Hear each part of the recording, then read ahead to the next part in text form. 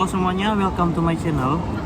Oke, perkenalkan aku Akyadi, mahasiswa dari program studi manajemen Fakultas Ekonomi dan Bisnis Universitas Swadaya Gunung Jati. Oke, di video kali ini aku bakalan ngegas dan semoga bermanfaat juga buat teman-teman yang lagi belajar.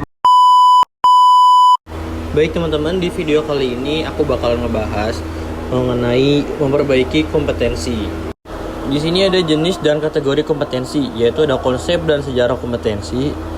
Yaitu menurut Margaret Dall pada tahun 2003, kompetensi menggambarkan dasar pengetahuan dan standar kinerja yang dipersyaratkan agar berhasil menyelesaikan pekerjaan atau memegang suatu jabatan.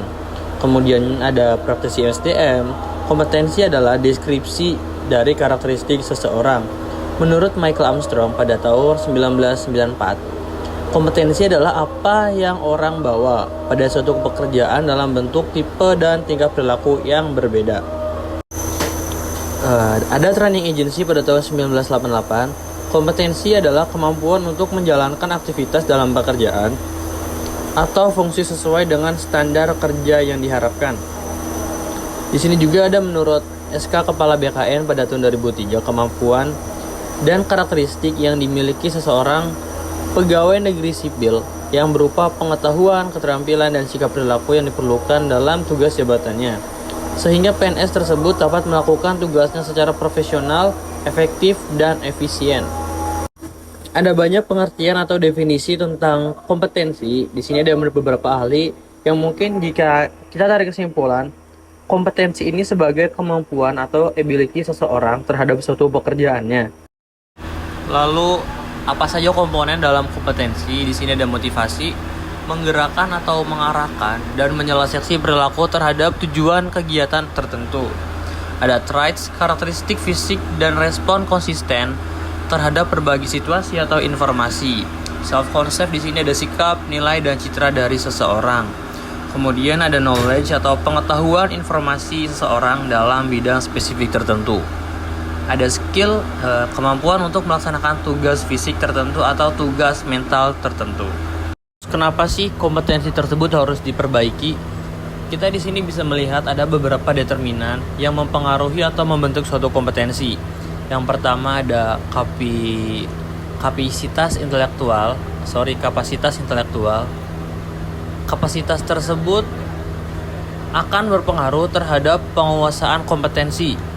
Dan selanjutnya ada isu emosional.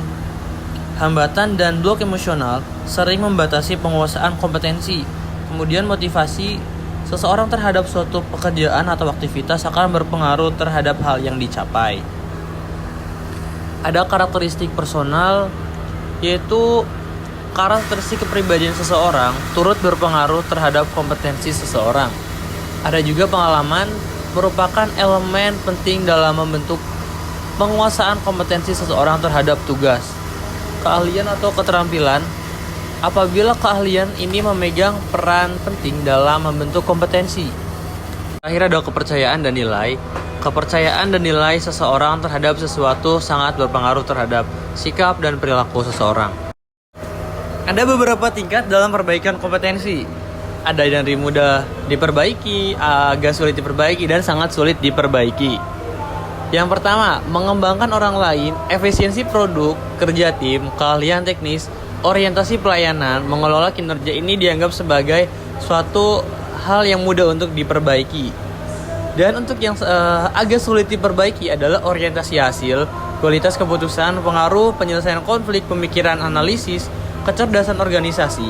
Dan yang sulit adalah inisiatif, inovasi, integritas, kejujuran, pengelolaan tekanan kejiwaan, pemikiran konseptualis, dan fleksibilitas.